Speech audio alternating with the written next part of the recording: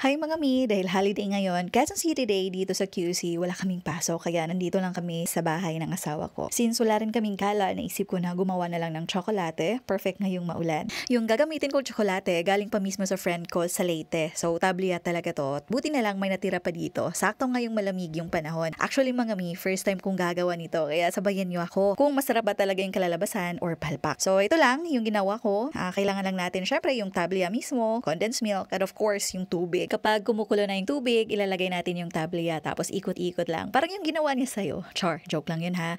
Tapos ilagay mo na yung condensed milk. Tapos ayun na nga, binabasa ko yung condensed milk kasi baka expired na. Joke lang. Tinitingnan ko kung ilang grams yung condensed para sa susunod pag gagawa ko, alam ko na kung ano yung gagamitin ko at ilang grams yung kailangan para ma-perfect yung timpla. Tapos yun lang, hinalo-halo ko ulit hanggang maging smooth na yung tsokolate. Tapos mga mi, nung tinikman ko, ay grabe. Ang sarap nito talaga mga mi. Kasi talagang purong tablia siya. And nakakasenti siya mga mi kasi naalala ko yung lolo ko. Ito yung lagi niyang tinitimpla tuwing umaga or minsan nga bago matulog. Kaya yun, sarap lang talaga balikan yung nakaraan. Balik na nga tayo dito sa tsokolate. So ayun na nga, dahil malapot na siya, pinatay ko na yung apoy at nag-prepare na rin ako ng tinapay para perfect combo. And dahil nga ina-acid yung asawa ko, so hindi mo na siya kumain. Dahil nga nag-crave ako, nauna na akong kumain sa kanya. Tapos ayan, senti-senti muna. Tapos nanood muna ako dun sa interview ni Shuvi. Ang daming nakaka-relate na mga breadwinner. Grabe. Tapos yun na nga, hindi ko na video, dumating yung mga biyanan ko at pinatikim ko na rin sa kanila. At alam nyo ba, mga mi, nasarapan din sila. Kaya success yung tsokolate natin. So, yun lang mga mi. Tapos ng ating mini vlog. Ngayon, magpe-prepare naman ako mag-plancha para bukas dahil may pasok na. So, yun lang. Bye!